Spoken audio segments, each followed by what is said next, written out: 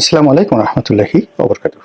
সামাজিক দর্শক, ইন্টারনেটে একটি সতর্ক বার্তা ঘুরে বেড়াচ্ছে ফেসবুক এবং অন্যান্য সামাজিক মাধ্যমে। সেটি হলো আগামী ৪৮ ঘন্টার মধ্যে ভয়ঙ্কর কিছু একটা ঘটতে যাচ্ছে। এখন সেই যে ভয়ঙ্কর কি ঘটতে যাচ্ছে, এটা ত্রিমাত্রিক। তিনটি আশঙ্কাকে কেন্দ্র করে এক ধরনের ভীতিকর পরিবেশ এবং পরিস্থিতি তৈরি করা হচ্ছে। প্রথম ভীতিকর যে পরিবেশ পরিস্থিতি যারা বলছে,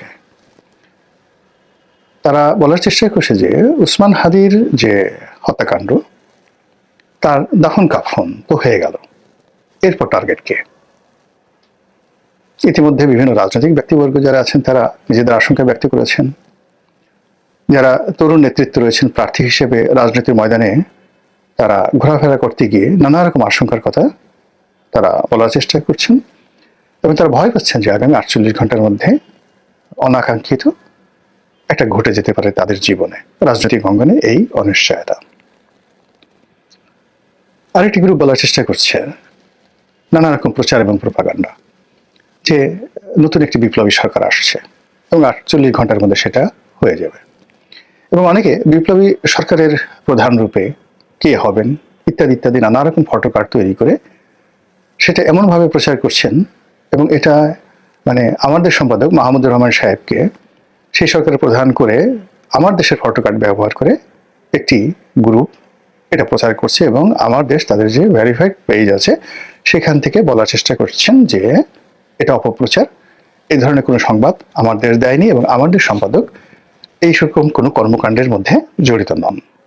বোঝার চেষ্টা করুন। আরেকটি গ্রুপ বলার চেষ্টা করছেন যে জনাব তারেক রহমান সাহেব যেন না আসতে পারেন, এই জন্য আগামী ৪৮ ঘন্টাতে এমন কিছু ঘটানো হবে যাতে করে বিএনপি ভয় পেয়ে যায়, তারেক রহমান সাহেব ভয় পেয়ে যান।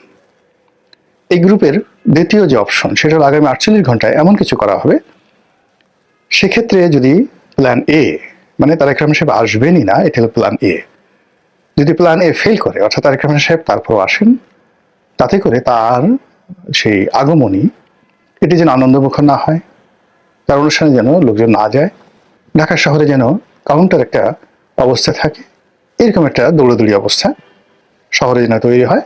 এই জন্য নানা রকম যাকে বলা হয় খবর ছড়িয়ে প্রোগ্রামের কথা বলে যে সকল বিভ্রান্তি তৈরি করা হচ্ছে, সেখানে একটা ডেডলাইন ৪৮ ঘন্টা হিসেবে বলা হচ্ছে।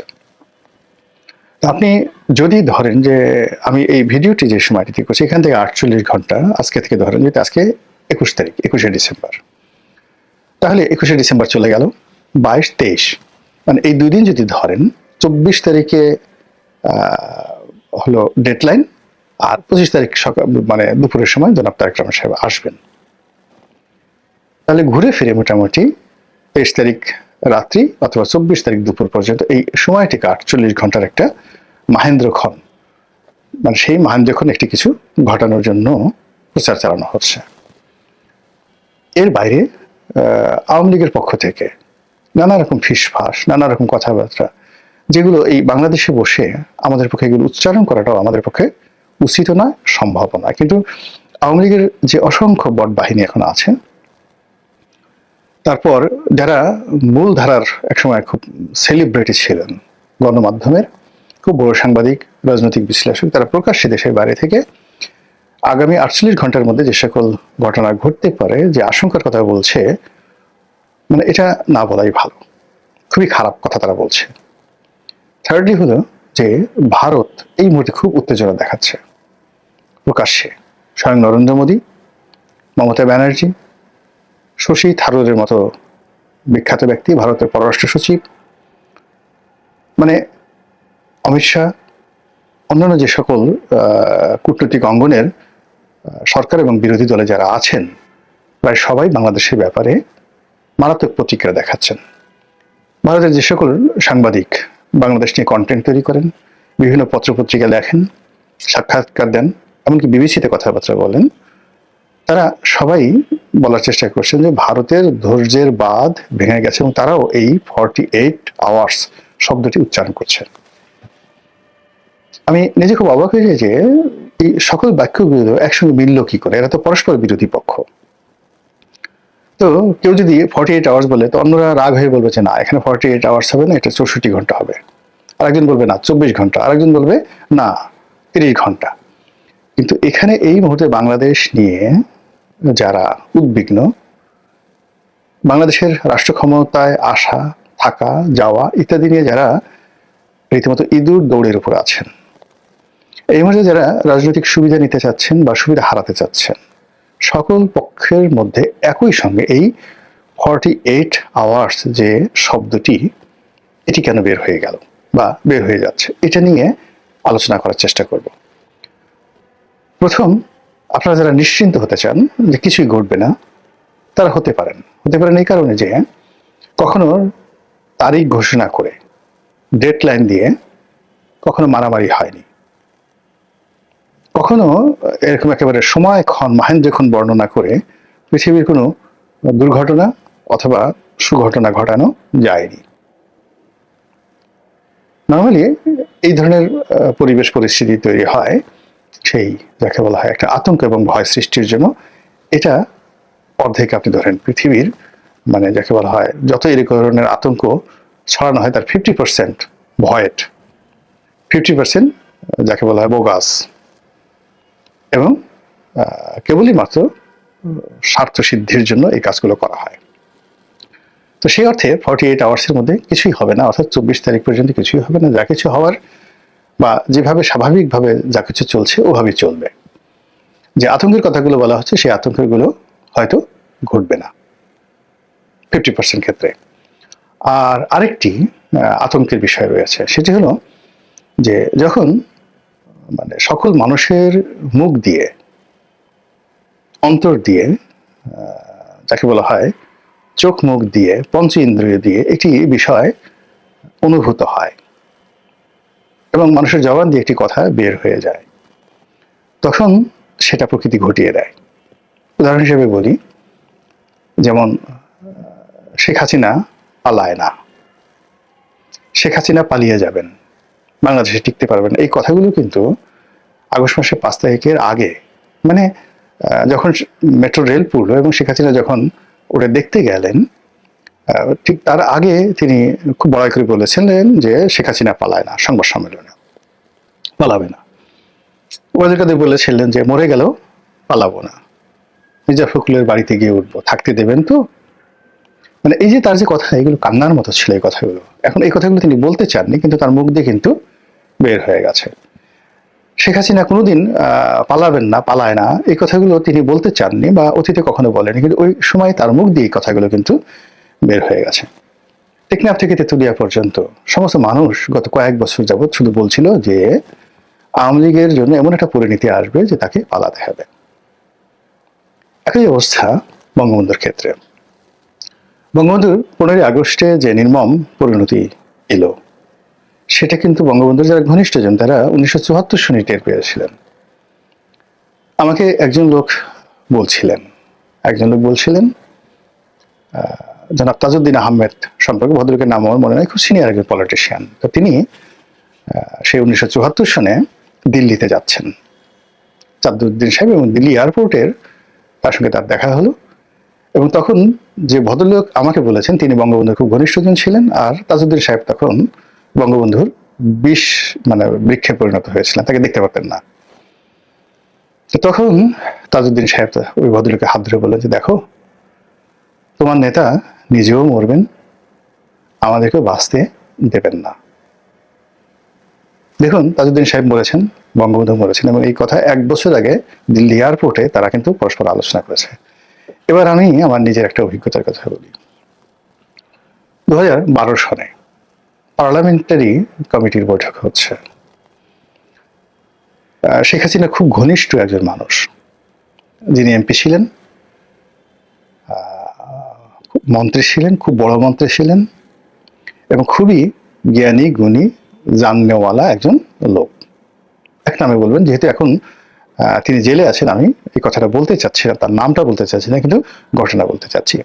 তো 2012 সনে শেখ হাসিনা বক্তব্য দিচ্ছেন, কথাবার্তা বলছেন, এবং তার কথাবার্তার মধ্যে স্পষ্টতই ওই সময়টিতে জিদ প্রকাশ পাচ্ছিল, অহংবোধ প্রকাশ পাচ্ছিল, এবং তিনি কাউকে পাত্তা দিচ্ছিলেন না।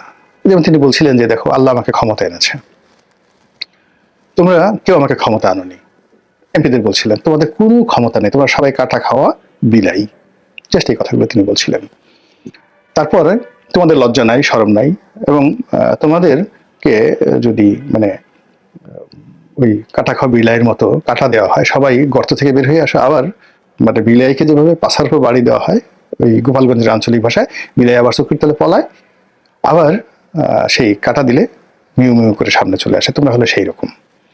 তো সকল মানুষ মাথা নিচু করে তার বক্তব্য শুনছিলেন।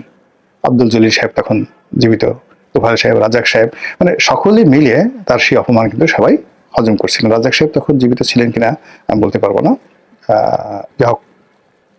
তো সবাই মানে ইনক্লুডিং সাবির হোসেন চৌধুরী সহ সবাই মানে 111 যারা যাকে বলা কুশীলভ ছিলেন তাদেরকে ইন্ডিকেট করে, প্লাস দলের যারা একেবারে নতুন আসছে শুধু দলীয় মনোনয়ন নিয়ে জোয়ারে যারা পাশ করে আসেন, সবাইকে উদ্দেশ্য করে তিনি এই কথাগুলো বলছিলেন। তখন আমার পাশে যে ভদ্রলোক বসেছিলেন তিনি বলেন যে দেখো তোমার নেত্রীর, আমি তখন শেখ হাসিনার খুব ঘনিষ্ঠজন ছিলাম, তো বলে দেখো তোমার নেত্রীর কথা শোনো। ওনার মধ্যে একটা অহমিকা বোধ জন্ম নিয়েছে যে আওয়ামী লীগকে বাংলাদেশে তিনি পুনর্জন্ম দিয়েছেন, আর উনি এখন যে কর্মগুলো করছেন সেই কর্মের মাধ্যমে তার হাত দিয়ে আওয়ামী লীগের কবর রচিত হবে, এবং তার অবর্তমানে আওয়ামী লীগের হাল ধরার মতো আর শেখ পরিবারে এই দলের মধ্যে কেউ থাকবে না। সেই কাজ তিনি দেখো আজকে এই অনুষ্ঠানে করে যাচ্ছেন। দলীয় নেতা যদি তার নেতাকর্মীদেরকে সম্মান না করে, দলীয় নেতা যদি তার নেতাকর্মীদেরকে অপমান করে, তাদেরকে তাদের মেরুদণ্ড ভেঙে দেয়, তাহলে আর যা হোক দালাল হবে, তাবেদার হবে, টাউট হবে, বাটপার হবে, সবকিছু হবে, কিন্তু দল পরিচালনা করার মতো নেতা থাকবে না এই দলে।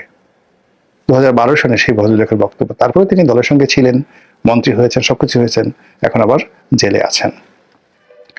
এই হলো মানুষের মুখে দিয়ে যে কথাগুলো বের হয় সেই কথার বাস্তব রূপ, আড়ালে আবদালে যে কথা হয় সেই কথার বাস্তব রূপ।